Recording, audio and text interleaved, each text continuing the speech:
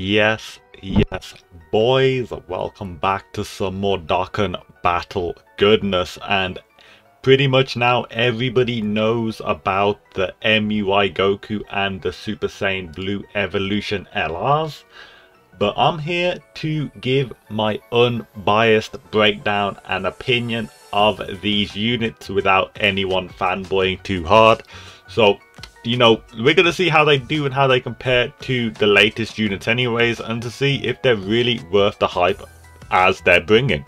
And before I jump into this, I want to let you know, if you do like Dokkan content, don't forget to hit that like and subscribe button, my guys, because it is much appreciated. And we're trying to hit 300 followers, and we will have like a 500 stone summon video coming soon later tonight. But anyways, the banners have dropped, the units have dropped. I will talk about the banners on a different video. I'm kind of mid about them, but we'll talk about that later. Let's talk about the new LRs, and oh my god, first of all, they do look really cool, of course.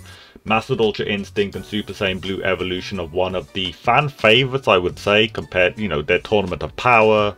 They're really, you know, far up there near the end, and you know, people see that as their favorite arc. Most people do, not me, but I know that loads of people do. But let's break down what they are. So first of all, Miraculous Awakening, or representatives of Universe 7, category Ki plus 3, HP, attack and defense 170%. So it gives all 370%. That's really nice. Better than the 5th year anniversaries that gave 150%. I'm not a fan of that. 170%, really good.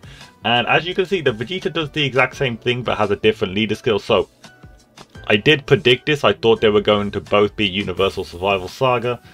Unfortunately, they were representatives of Universe 7. That's not too bad. Power Revival and Miraculous Awakening I will talk about in a different video also. I will talk about that in a different video. No, actually, I'll talk about it in this one maybe.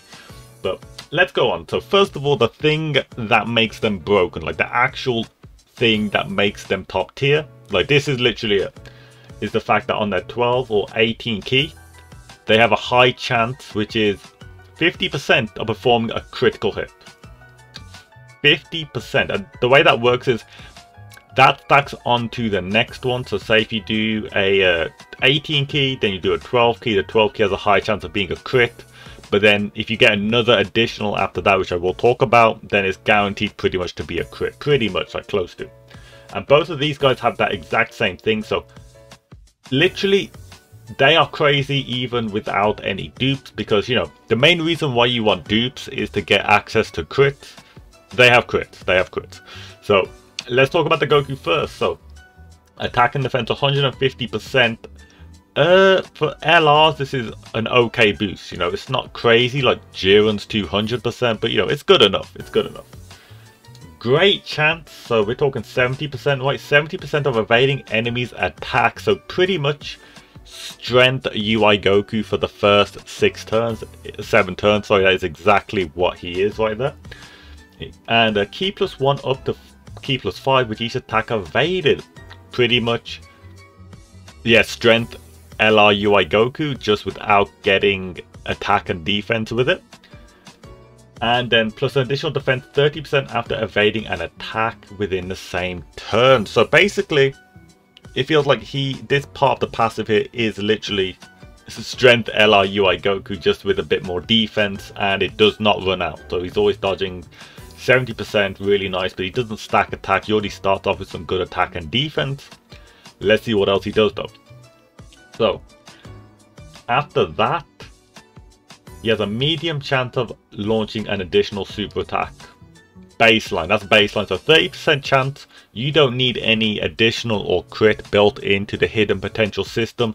This guy does everything. He can crit, he can dodge, he can additional, all without a dupe. This guy, like AGL Gogeta back a year and a half, 2 years ago, this guy is literally built already. Like, you don't need, to be fair, if you got one copy, you're sorted. But you know, if you get more copies, that's more additionals. That's really nice. But that's crazy. Just the fact that they can just do an additional. Now, next is their revival mechanic, which is like, you know, if you get hit 3 times in battle and you're under 50% HP, if you take a killing blow when he's on rotation, you get the revival animation and everything. He comes back to life. I'm not going to talk about that as much because it looks cool, yeah, and everything, but it doesn't increase his damage if he comes back or anything. It's just another HP bar. So, you know, what's the point? No, what's the point talking about that? I mean, it's really nice, but you won't see that in 95% of today's content. Like, you just don't see that. Like, dying doesn't really happen. Active skill though, nobody saw this coming. Greatly raises attack temporarily, and ultimate damage, you know, like many do. Now this is the good thing. This is really, really nice. Can be activated when your HP is 50% or more starting from the 4th turn. That means you can use it every fight. You don't need to worry about your HP being a certain low amount. It's just 4 turns up, more than likely you are over 50% HP. Hit him with the active. Hit him with the active. Nice stuff. Nice stuff. And then, you know, generic Goku categories, including the new one, Miraculous Awakening, which I will talk about soon. Okay, so that is a broken unit. That is a broken unit. The fact that he is exactly like Super AGL Gogeta, just made better, essentially. Made stronger, better dodging, all that stuff. I mean, not guaranteed crit, or kind of guaranteed crits at one point, but honestly, he was built to be one of the best. He's built to be one of the best, and he kind of performs on it. He kind of performs. Next is the Vegeta. Now, this guy takes a different twist. He has the same type of super attack thing. Now, attack and defense 150% like normal, but instead of dodging, this guy reduces damage received by 10%, plus an additional damage reduction of 10% up to 30% with each attack received in the same turn. Then his Ki +1 up to 5 with each attack performed. So he doesn't dodge, of course, but every attack he does will give him the chance of getting extra Ki. So say if you're not getting hit, you can still get that Ki up. And then he has like a medium chance of launching additional super attack like the Goku. They're built pretty similar. And this guy, yep, exact same with the active skill, but this guy causes ultra damage to all enemies. This guy's AoE active skill, that is incredible. That is actually incredible for any SBR content or anything. The fact that you can 4 turns in, let's destroy everyone. Really, really crazy. Really crazy. So that is them in a nutshell now. A little bit of problems with them though. A little bit of problems.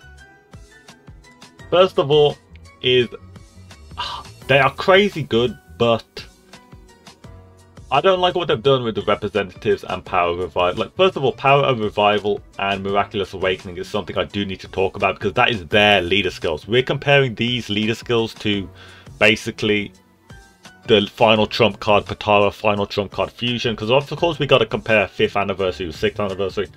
What the hell are these categories? Because first of all, we have a look at Miraculous. Yeah, this is Miraculous Awakening. Okay, so I'm gonna have a quick look at this. Not much to even go off here. Like, I don't look at this category and be like, yeah, so if I'm running representatives of Universe 7, which units would I want to take from here to put on that team? And it's looking like no one. It's really looking like no one. Honestly, the one I would take from here to throw on the team, no lie, is going to be this Int Kale, purely for the Ki +2 attack and defense 30%. That is honestly the main one I see from taking from here. Everyone else, I mean, maybe you could take LR Gohan, but he doesn't, you know, for links, I don't see it being a good idea. And no, you wouldn't want to take a Cell, any of these old units. It's just not worth it. It's really just not worth it. So that is nice that you can at least grab one support, but for the Vegeta team, as looking at these units, the only good support you can probably grab from here is going to be the physical Bardock, and the strength one also, but the physical one gives Ki, so I'd rather go for the physical one, but that's only like Ki +2 attack 20%. Yeah, and then when you have a look at the representatives of Universe 7 actual leader skill now, when I'm talking about this, by the way, I'm not having any problems with the actual units themselves. The actual units are broken. I will talk about that in a second. Now, about the Universal Survival Saga, sorry, representatives. Now, the problem with this team is, as follows. They have two supports so far, I would say, that give like attack. They only have two supports that give attack, which is going to be that guy, and also where's the super tech. So the Gohan and Piccolo and the Gohan and Frieza. I'm not going to talk too much about these guys right now, but key plus 2 attack and defense 20%, and key plus 2 attack and defense 20% for, you know, representative of Universe 7. That's too low. That is really low of a support buff. That should have been at least 30%, maybe a 40% right there. Would have definitely solidified this team as being one of the best. Just having 20% support, I feel like, what's the point? You might as well run these guys on like Realm of Gods or something, just to get access to, like, I don't know, you can get something like Supreme Kai of Time on the rotations, you can get West Kai. Stuff like that, honestly, just may be better than running them on their actual leader skills. Like, that's the one thing that are letting them down, honestly. If this had said Universal Survival Saga instead, so we could have got like Strength Topo, stuff like that, would have made it a little bit better. But other than that, they are pretty insane. There's nothing I can really say bad about them, of course. Now, are they meta breaking? Probably not. They're going to be doing a bit more damage than like the Butenks. They'll do more damage overall than Super Vegito, just because Super Vegito has to take time to transform. Of course, when Super Vegito transforms, it's no doubt going to be him being the best, but, you know, he doesn't transform all the time. These guys, turn 1, do the exact same damage that they will do turn 8, like so. You know, that's nice. No stacking. I think they listened to us when we said we did not want any stacks. Now, which one's the real winner out of these? Now, this guy dodges the most, but this guy is on well, a few more categories, so you'll probably get more use of this guy on different categories, but this guy, of course, at 70% dodging will be nice. But remember, when you do fight something that cannot be dodged, this guy would probably be better. This guy is probably going to be the one when you cannot dodge, because he is built around dodging, and even though he will have like over 200,000 defense, this guy will have that, but with some damage reduction. And this guy's linking partner is also built around dodging also, so that's going to maybe cause some problems later down the line, I don't know. But they are ridiculous. They are really pushing the boundaries with these ones. Crazy good. I can't wait to see what they bring for part 2. You know, we're going to get 2 more LRs, hopefully an extreme one. We don't know, could it be hit? Probably not, but maybe you could get LR hit on there. But that is it. Great units, subpar leader skills. So at the moment, I think they're broken, but they're not going to see the best power they can have unless we get like a new leader for Realm of Gods or a new Pure Saiyan lead. I think that is when we will see them fully, you know, explode properly. They need like a transformation boost type leader that gives them support that's on float, like Cooler, Strength Bojack. Bond of Master and Disciple will work for this guy for the first 5 turns, depending on if you got a Trunks on the team, just stuff like that. So crazy units, as I said though. So that is my opinions, guys. I'm not going to say they're bad, of course they're really good, but I'm not too keen on the revival mechanic being a big thing, since, you know, you don't die often. We really do not die often on Dokkan at all when you're just playing Dokkan, doing Dokkan events, awakening units. So I feel that's kind of a wasted opportunity, but we'll see how it goes down the line in like closer to year 7. Maybe we get really difficult content. And that is it. If you did enjoy this video, or let me know in the comments which one you like more. I think most of you guys will go for MUI, but you never know. Let me know. Let me know. This is Kizan, and I'm going to bounce out. I will see you on the next Dokkan video in a bit, guys. See you next time. Goodbye.